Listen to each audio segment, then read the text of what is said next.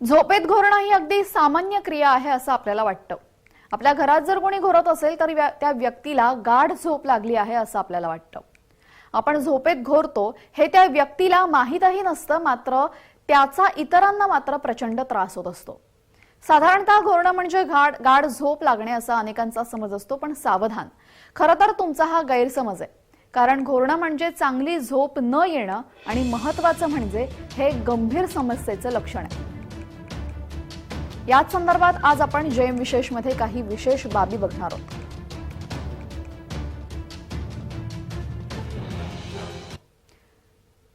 अनेक जण हे झोपेत घोरतात, मात्र घोरणे म्हणजे नक्की काय ते आपण सविस्तर पाहूयात. आपल्या तोंडात जीभ, टाळू आणि पळजीभ असे 3 अवयव आहेत. एरवी आपण जागे असतो तेव्हा आपण अवयवांना नियंत्रित करत असतो.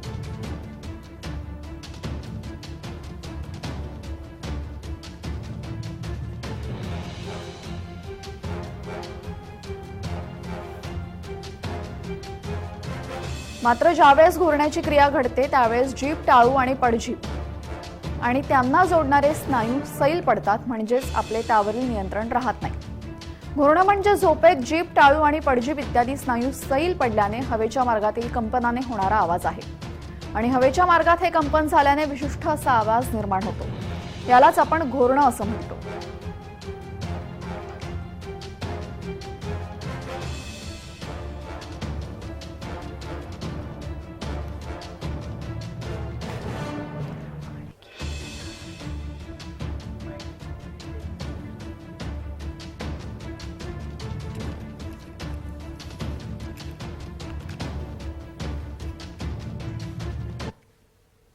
मुळात जेव्हा आपण घोरतो तेव्हा जीभ आणि पळजिभेच्या शिथिलतेमुळे श्वास फुफ्फुसांपर्यंत जाण्यास अडथळा निर्माण होतो, म्हणजेच काही प्रमाणात श्वास रोखला जातो.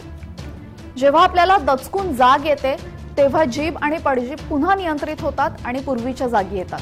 त्यामुळे श्वासोच्छवासाची प्रक्रिया पुन्हा वेगाने सुरू होते. यामुळे श्वसन मार्गावर भार येतो आणि त्यामुळेच जेव्हा आपण दचकून उठतो त्यावेळेस छातीवर दडपण येणं, वेगाने धडधडणं, छाती भरून येणं असं काहीसं जाणवतं. झोपेत घोरल्यामुळे अपुरी झोप होते, त्यामुळे दिवसभर अंगात सुस्ती राहते आणि परिणामी एकाग्रता नसणे, काम करण्याची इच्छा नसणे इत्यादी परिणाम होतात. हे सर्व झालं किरकोळ, मात्र यामधून काही मानसिक विकारही होऊ शकतात आणि हृदयविकाराचा धोकाही वाढू शकतो. त्यामुळे याकडे लक्ष देणे हे महत्त्वाचे आहे. अरुंद झालेल्या श्वसन मार्गाच्या कंपनामुळे घोरण्याचा ध्वनी उत्पन्न होतो आणि वायुमार्गातील अडथळ्यांमुळे झोपेदरम्यान वारंवार घोरणे किंवा श्वासासाठी तडफड देखील बघायला मिळते. यासाठीचं एक महत्त्वाचं कारण आहे ते म्हणजे लठ्ठपणा. वरच्या श्वसन मार्गाभोवती साचलेली चरबी श्वास घेण्यासाठी अडथळा आणू शकते आणि हा आजार फक्त घोरणे, अपुरी झोप, दिवसा जास्त झोप येणे एवढा पुरताच मर्यादित नाही. यामुळे रक्तदाब वाढणे, गोळ्या घेऊनही रक्तदाब नियंत्रित न करता येणे, हृदयविकाराचा झटका, पक्षाघात म्हणजे स्ट्रोक, मधुमेहाचा धोका, मानसिक नैराश्य, अचानक झोपेत मृत्यू असे परिणाम सुद्धा होऊ शकतात. म्हणूनच या आजाराचं योग्य निदान होणं आणि त्यावर लवकरात लवकर उपचार करणं हे महत्त्वाचं आहे.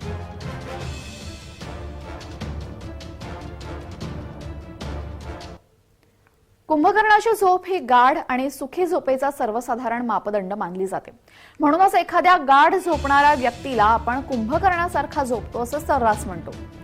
अनेकदा अशा दीर्घकाळ झोपणाऱ्या व्यक्ती झोपेत घोरतही असतात आणि या घोरण्याकडे दुर्लक्ष केलं जातं. मात्र या घोरण्याच्या विकाराकडे वेळीच लक्ष द्यायला हवंय, कारण त्यामुळे निर्माण होणारे आजार हे आयुष्य व्यापणारे, शारीरिक समस्यांना आमंत्रण देणारे असतात. कदाचित ही गोष्ट तुम्हाला आश्चर्यकारक वाटेल, पण पाठीवर झोपल्यामुळे घोरण्याची समस्या अधिक वाढू शकते. यामागचं शास्त्रीय कारण सुद्धा आहे, कारण की ज्यावेळेस तुम्ही पाठीवर झोपता त्यावेळेस जीभ मागच्या बाजूला जाते, त्यामुळे हवेच्या मार्गात अडथळा आपसुकच निर्माण होतो आणि हवेच्या मार्गात अडथळा निर्माण झाल्यानंतर एक विशिष्ट कंपन व्हायला लागतं आणि या कंपनामुळे घोरण्याचा विशिष्ट असा आवाज येऊ लागतो. त्यामुळे एका कुशीवर झोपण्याची सवय करून तुम्ही या समस्येवर काही अंशी नियंत्रण मिळवू शकता. सोबतच आधी आपण बघितल्याप्रमाणे वजनावर नियंत्रण ठेवणं हे देखील तितकंच महत्त्वाचं आहे. कारण जेव्हा वजन वाढतं त्यावेळेस तुमच्या शरीरातल्या वेगवेगळ्या भागात चरबी साठते आणि ज्यावेळेस तुमच्या गळ्याच्या भागात चरबी अधिक होते त्यावेळेस श्वसन मार्गात अडथळा निर्माण होऊन घोरण्याची समस्या उद्भवू शकते. त्यामुळे आहार आणि व्यायाम यात समतोल राखून वजन नियंत्रित करण्यावर भर द्या.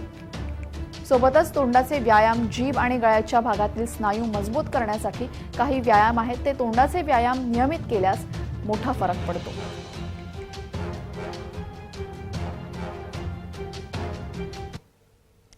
तर घोरण्याच्या समस्येवर योगाभ्यासात सुद्धा काही उत्तरं आहेत. घोरण्याच्या समस्येवर काही योगासने केल्यास आराम मिळू शकतो.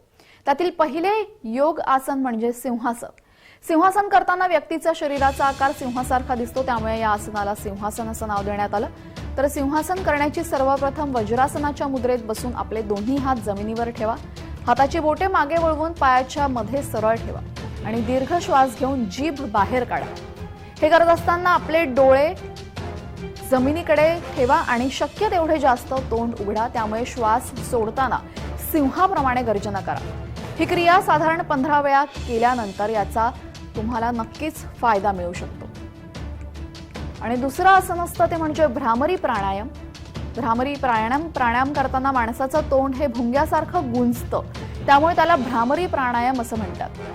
हे आसन केल्याने केवळ मन शांत होत नाही तर आरोग्याशी संबंधित अनेक फायदेही मिळतात. हे आसन करण्यासाठी सर्वप्रथम सुखासनाच्या आसनात बसा आणि दोन्ही हातांच्या अंगठ्याने कान बंद करा आणि तुमची तर्जनी डोक्यावर ठेवून उरलेली बोटे डोळ्यांवर ठेवा. हे करत असताना हळूहळू तुमचा श्वास खोलवर काढा आणि काही वेळ आत धरून ठेवा. त्यानंतर नाकपुड्यांमधून हळूहळू श्वास सोडा आणि लक्षात ठेवा, श्वास सोडताना भुंग्यासारखा आवाज काढण्याचा प्रयत्न करा आणि हे आसन घोरण्याच्या समस्येवर मात करण्यासाठी मोठ्या प्रमाणात मदत करतं.